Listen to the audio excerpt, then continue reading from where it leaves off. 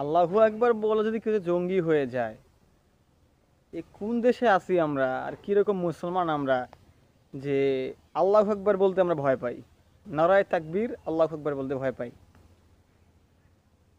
আসলে আমাদের সমস্যাটা কই জানেন? আমাদের ইমানের সমস্যা। ইমান মজবুত করেন,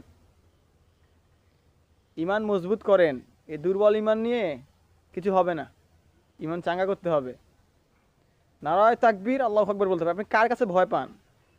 আচ্ছা, যে এদেশের প্রেসিডেন্ট সে কি মানুষ না জিন না হাতি না বাঘ না ভাল্লুক যে তোমাকে খেয়ে ফেলবে? আরে বোকা, যতদিন রক্ত আছে শরীরে ততদিন আল্লাহু আকবার ধ্বনি থাকবে। কাউকে গোনার আমার সময় নাই, কাউকে গোনার আমাদের সময় নাই। মুসলমান সব সময় অন ফায়ার, সব সময় আগুন। মুসলমানকে কেউ দমায় রাখতে পারে না। আর তোমরা আল্লাহু আকবার বলতে ভয় পাও?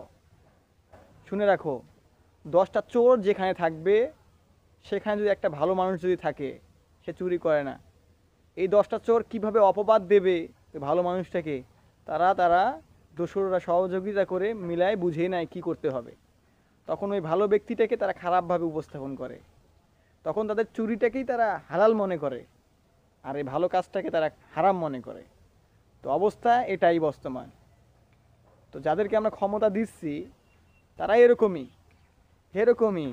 কারণ খারাপদেরকে দিচ্ছেন, খারাপরা তো চাইবেই তাদের ক্ষমতা টিকে রাখার জন্য। অতএব আমাদেরকে এই সমস্ত খারাপ মানুষদেরকে আগে এই উচ্চ ক্ষমতা থেকে নামাইতে হবে, ভালো মানুষদেরকে সেখানে জায়গা করে দিতে হবে। নিরাপদ থাকতে হলে আল্লাহর আইনের দিকে ঝুঁকতে হবে, অন্যথায় ভাইয়া কেউ সুখে থাকতে পারবে না।